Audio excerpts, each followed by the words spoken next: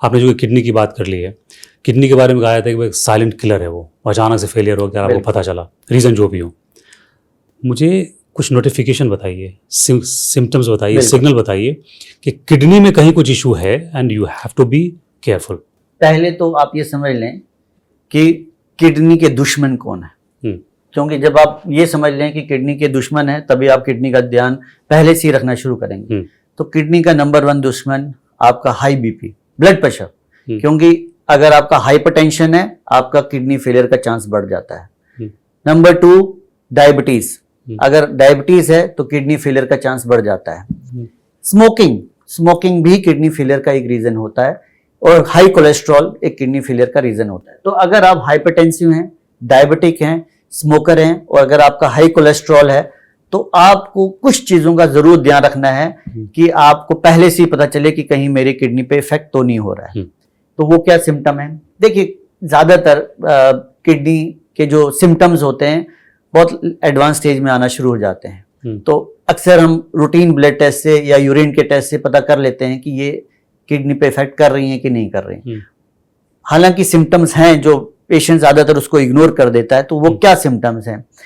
अगर आप रात में, जैसे इंसान सो जाता है और रात में उसको पेशाब के लिए उठना पड़ रहा है बार बार, तो ये समझ लीजिए कहीं ना कहीं किडनी पे आपका कुछ इफेक्ट आ रहा है, जिसको हम नॉक्चूरिया बोलते हैं, रात में पेशाब के लिए उठना। तो एक तो ये इंपॉर्टेंट सिम्टम है। चेहरे के आसपास, जो आंखों के आसपास सूजन आ जाना, क्योंकि किडनी की जो स्वेलिंग है वो आईज में पहले आती है। हार्ट की जो किडनी, अगर किसी को हार्ट की प्रॉब्लम है या लीवर की प्रॉब्लम है, उसकी स्वेलिंग जो है लेग्स में पहले आती है।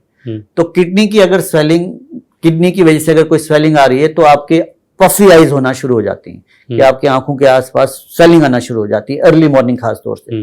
ये भी एक इंपॉर्टेंट सिम्टम है जिससे ये हमें अंदाजा हो जाता है कि शायद किडनी फेलियर का शिकार हो रहे हैं। यूरिन में ब्लड आना, कि अगर हल्का सा ब्लड आना शुरू हो गया है तो ये बहुत इंपॉर्टेंट सिम्टम है कि किडनी इफेक्ट होना शुरू हो गई है। या आपका बीपी जो पहले किसी दवाई से कंट्रोल होता था और अब वो अचानक से आप देख रहे हैं कि वो बीपी अब आपका कंट्रोल ही नहीं हो रहा है उस दवाई से जो आप कई सालों से खा रहे थे। अब आपका बीपी सडनली शूट अप हो रहा है, क्योंकि हमारी बॉडी में किडनी का सबसे इंपॉर्टेंट फंक्शन ये होता है कि हमारे ब्लड प्रेशर को रेगुलेट करती है। तो अगर आपका किडनी फेलियर होना शुरू हुआ है, किडनी डिजीज होना शुरू हुआ है, तो आपका बीपी कंट्रोल नहीं होगा उन दवाइयों से जो आप ऑलरेडी शायद ले रहे हैं, या अचानक से शूटअप हो जाएगा बीपी, जो आप बोलेंगे तो मेरा बीपी तो कभी हाई नहीं होता था, अब अचानक से शूटअप होने लगा है। तो ये भी एक इंपॉर्टेंट सिम्टम है किडनी फेलियर का। ये तो है सिम्टम जो ज्यादातर लोग शायद इतना नहीं समझ पाते, तो इसीलिए हम कुछ टेस्ट एडवाइस करते हैं, खासतौर से डायबिटिक पेशेंट्स में, हाइपरटेंसिव में, जो हमें पहले ही बता देता है कि क्या इस पेशेंट को आने वाले 10 साल में, 5 साल में किडनी फेलियर तो नहीं होगा। तो उस टेस्ट का मैं नाम बता भी देता हूं क्योंकि बहुत इंपॉर्टेंट टेस्ट है, अक्सर लोग इस टेस्ट को नहीं कराते। वो है urine ACR, urine albumin creatinine ratio, ACR, UACR। बहुत सिंपल टेस्ट है, ज्यादा महंगा टेस्ट नहीं है, गवर्नमेंट में फ्री में हो जाता है, प्राइवेट में भी अगर आप कराना चाहें तो ज्यादा महंगा टेस्ट नहीं है। ये टेस्ट एक ऐसा टेस्ट है जो हमें तकरीबन 1 डिकेड पहले ही बता सकता है कि आगे आने वाले 10 साल में क्या आपकी किडनी फेलियर तो नहीं होगा। ये 10 साल पहले बता देगा? बिल्कुल। ये टेस्ट ऐसा टेस्ट है, क्योंकि आप अंदाजा नहीं होता, लोग यूजुअली KFT टेस्ट कराते हैं, kidney function test. ACR blood test है? ये यूरिन का टेस्ट। यूरिन का टेस्ट, ओके। KFT क्या होता है? यूरिन में यूरिया और क्रिएटिनिन, जो एक किडनी फंक्शन का टेस्ट होता है। लेकिन जब क्रिएटिनिन बढ़ता है वो काफी एडवांस स्टेज हो गई होती है किडनी फेलियर की। तो यूरिन ACR, जिसमें हमें ये पता चलता है कि यूरिन से कोई प्रोटीन लॉस तो नहीं हो रहा है, वो उसका टेस्ट है। अगर आपका यूरिन प्रोटीन निकालना शुरू कर रहा है, किडनी में यूरिन में प्रोटीन आना शुरू हो गया है, it is an early sign कि आपका डायबिटीज की वजह से किडनी फेलियर हो रहा है या आपका हाइपरटेंशन की वजह से किडनी फेलियर हो रहा है।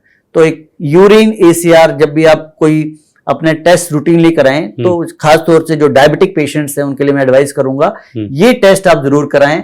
और ये टेस्ट एनुअली हमेशा कराना चाहिए, 6 मंथली या एनुअली, जिससे ये हमें अंदाजा हो सकता है कि आपकी किडनी इफेक्ट हो रही है या नहीं हो रही है। बेशक आपका किडनी फंक्शन जो KFT टेस्ट होता है, यूरिया क्रिएटिनिन, हम लोग वही सुनते थे कि अगर आप जा रहे हैं एनुअल चेकअप के लिए, CBC करा लिया, LFT, KFT ये सब करा लिया, और KFT करा लिया, सब ठीक है तो मार्कर्स तो ठीक है, तो अक्सर ये लोग काफी यही नई करते information है हैं ये। क्योंकि वो ज्यादातर जब क्रेटिनिन बढ़ना शुरू होता है तब सोचते हैं कि हाँ जी हमारी किडनी हो रही है, बट अर्ली स्टेज में किडनी को पकड़ना बहुत जरूरी है यूरिन क्योंकि ACR जरूरी यूरिन है। एसीआर टेस्ट है जिससे हमें ये पता चल सकता है कि क्या किडनी इफेक्ट आ रहा है कि नहीं आ रहा है। क्योंकि अगर हमने जल्दी पकड़ लिया तो कुछ ऐसी मेडिसिन हैं जिससे हम किडनी को फर्दर प्रोग्रेस होने से, किडनी फेलियर को डैमेज होने से रोक सकते हैं, मेडिसिन से कर सकते हैं। प्लस मेन चीज है कि जो आपके रिस्क फैक्टर हैं उनको कंट्रोल करना जरूरी है। क्या किडनी के लिए कुछ डाइट पे भी खास ध्यान रखना चाहिए, क्या न लें या किसकी मिकदार या वो बढ़ा दें हम, ऐसा भी कुछ है? जैसे मैंने अभी आपसे कहा था कि किडनी के जो दुश्मन हैं उनको कंट्रोल करना है। किडनी का दुश्मन hypertension, diabetes, smoking, high cholesterol. तो जो डाइट हम हाइपरटेंशन के लिए बोलते हैं वो जिसमें सबसे इंपॉर्टेंट है लो सॉल्ट इंटेक, कि आपने नमक ज्यादा नहीं खाना है। और नमक तो एक ऐसी चीज है जो लोग समझते हैं कि सिर्फ जो व्हाइट नमक है वही है, लेकिन जो खाने में ऑलरेडी डला होता है उसको काउंट ही नहीं करते। जैसे मैं एक कॉमन एग्जांपल सबको देता हूं कि आप बेकरी के प्रोडक्ट्स जितने भी होते हैं उसमें सोडा डला होता है, और सोडा भी नमक होता है। बेसिकली हमें सोडियम से परहेज है, सोडियम क्लोराइड जी वो नमक का है, लेकिन सोडा होता है उसमें भी नमक होता है। तो अगर हम बेकरी के प्रोडक्ट्स ज्यादा कंज्यूम कर रहे हैं, बेशक आप ये सोचें कि मैं नमक नहीं खा रहा हूँ, बट डेली ब्रेड खा रहे हैं, डेली सैन पापे रस्क जो कॉमन हमारे ब्रेकफास्ट होता है, कुकीज ले रहे हैं, उसमें भी नमक इंटेक का ज्यादा होता है। प्लस कुछ खास तौर से जो हमारे पैकेज थिंग्स आते हैं उनमें सॉल्ट कंटेंट बहुत ज्यादा होता है। जितने भी चिप्स, ये पैकेट वाली चीजें, बहुत ज्यादा सॉल्ट होता है इनमें। तो वो पेशेंट को तो पता ही नहीं होगा कि मैं नमक खा रहा हूँ कि नहीं खा रहा हूँ, उनमें सॉल्ट कंटेंट बहुत ज्यादा होता है। तो जब भी कोई चीज आप खरीदें या खाएं उसका सोडियम कंटेंट जरूर देखें कि सोडियम कितना है, क्योंकि अगर आप सोडियम कंजप्शन ज्यादा कर रहे हैं तो आपका बीपी भी बढ़ेगा और आपके किडनी पे भी इफेक्ट आएगा। नंबर 2 दुश्मन, जैसे मैंने आपका कहा डायबिटीज। तो डायबिटीज को कंट्रोल रखना जरूरी है। हमारा मकसद क्या होता है, क्यों डायबिटीज को हम कंट्रोल करना चाहते हैं? मकसद ये है कि आपको आने वाले टाइम में डायलिसिस की जरूरत ना पड़े, आने वाले टाइम में स्टेंट डालने की जरूरत ना पड़े। तो वो क्यों होगा? जब आप डायबिटीज को स्टार्टिंग में ध्यान ना दें। तो डायबिटीज को कैसे कंट्रोल किया जाए? सबसे इंपॉर्टेंट है आपकी डाइट। तो डायबिटीज की डाइट क्या होती है कि हमें कार्बोहाइड्रेट्स का इंटेक कम करना है। अब ये कार्बोहाइड्रेट्स क्या होते हैं? जो हमारा स्टेबल डाइट है जो इंडिया में, वो है रोटी चावल, उसका इंटेक हमें कम करना है। लोग क्या कहते हैं, सबसे पहले हाँ जी मैंने परहेज किए शुरू कर दिया, मैंने नॉनवेज बंद कर दिया। तो नॉनवेज आपका प्रोटीन होता है, प्रोटीन से आपका डायबिटीज पे उतना इफेक्ट नहीं होता जितना आपका कार्बोहाइड्रेट से होता है। तो रोटी चावल और मैदा ये शुगर के लिए बहुत नुकसान पहुंचाता है, तो इसका इंटेक कम करना है, प्रोटीन का इंटेक बढ़ाना है। क्योंकि इंडिया में प्रोटीन का इंटेक बहुत कम होता है।